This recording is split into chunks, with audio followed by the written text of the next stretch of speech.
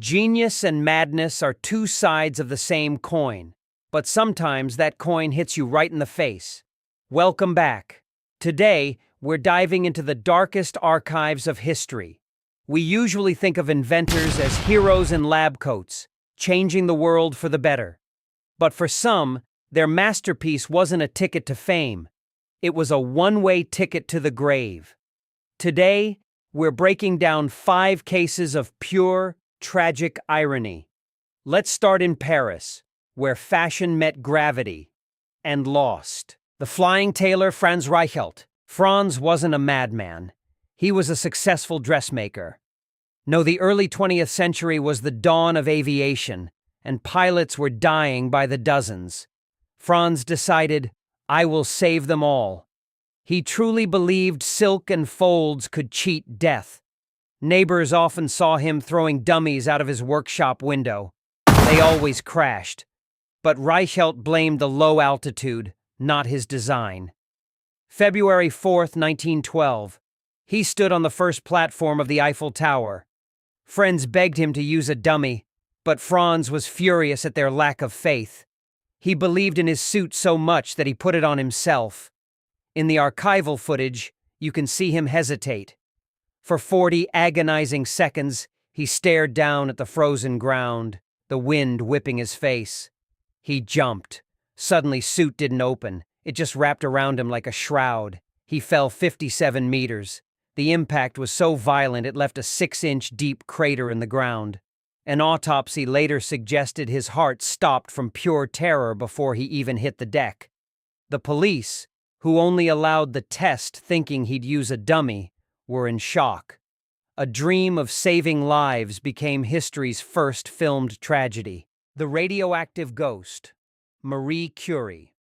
At the turn of the 20th century, the world was mesmerized by a magical glow. People thought they had discovered the elixir of life, but in reality, they had found the perfect killer. And its first victim was the woman who gave it a name. Marie Curie didn't just study radiation. She lived in it. Her laboratory was constantly bathed in a soft, ghostly blue-green light. She called them her little fireflies. Marie carried vials of pure radium in the pockets of her work dress, never realizing that every step she took in that radiance was slowly turning her internal organs to ash. Radiation doesn't kill quickly. It acts like an invisible fire, burning you from the inside out over the course of decades. Her bone marrow began to disintegrate. Her fingers were covered in lesions and burns that refused to heal for 30 years. By the end of her life, she was nearly blind and could barely stand. Yet she refused to believe that her child, the element she discovered, was the very thing hunting her down. Marie Curie died in 1934. But she is still dangerous. Her body had to be buried in a lead-lined coffin because her bones continue to emit radiation to this day. Her laboratory notes, her furniture, and even her personal cookbooks are still so radioactive that they cannot be touched without full hazmat gear. She wanted to light up the world with science. In the end, she became a source of light that will continue to kill anyone who gets too close for the next 1,600 years. The iron teeth of William Bullock. The mid-19th century was a world of steam and soot. In the heart of Philadelphia, William Bullock was a god of industry. He didn't just build machines. He built a steel monster, the Webb rotary press. It was a massive labyrinth of spinning gears and razor-sharp rollers that could spit out 30,000 newspapers an hour. The air in his workshop always smelled of hot oil, fresh ink, and the ozone of pure mechanical power. April 1867. Bullock was fine-tuning a new press. He noticed a drive belt slipping off its track. Instead of shutting down the power, he did something impulsively human. He tried to kick the moving belt back into place with his boot. The machine didn't care who he was. In a fraction of a second, the iron teeth of the gears caught his foot. There was no scream at first, just the sickening wet crunch of a heavy boot being flattened, followed by the sound of bone splintering like dry kindling. The press didn't stall.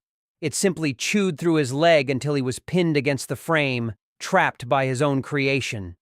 He didn't die that day. He lived long enough to watch his leg turn a bruised purple, then a necrotic, oily black. Gangrene.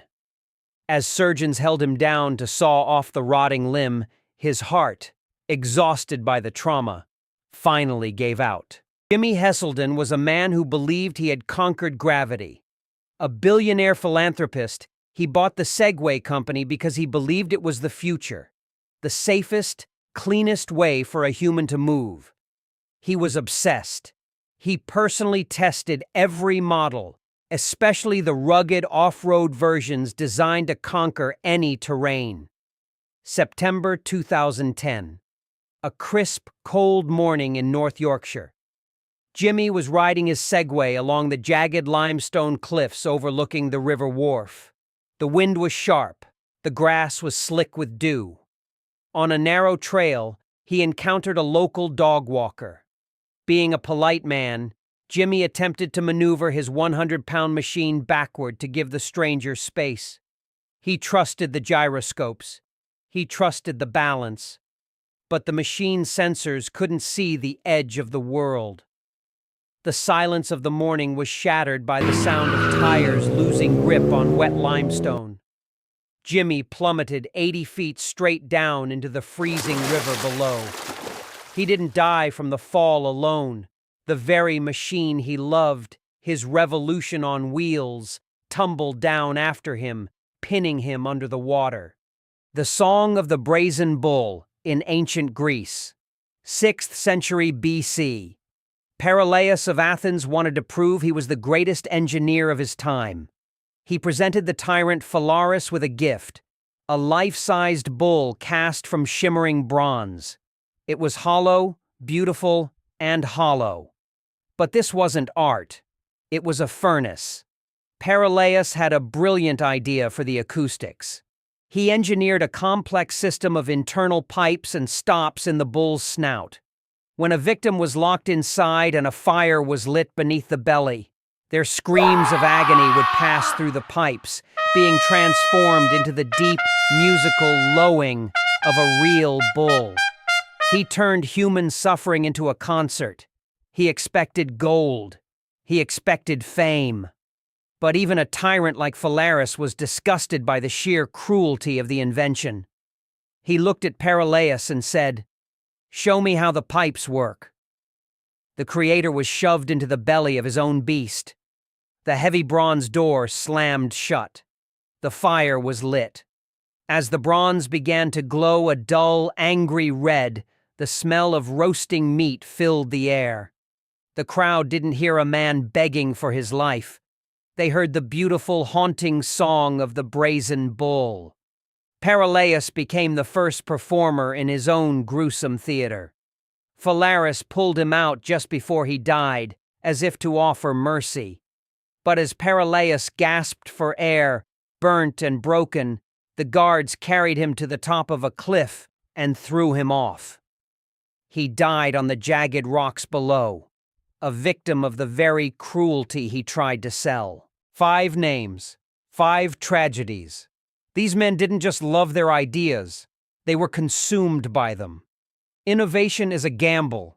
It's a leap into the dark, and sometimes the dark leaps back. I have to ask, if you knew your invention would change history forever, but you knew it would cost you your life in the most horrific way possible, would you still press create? Tell me in the comments.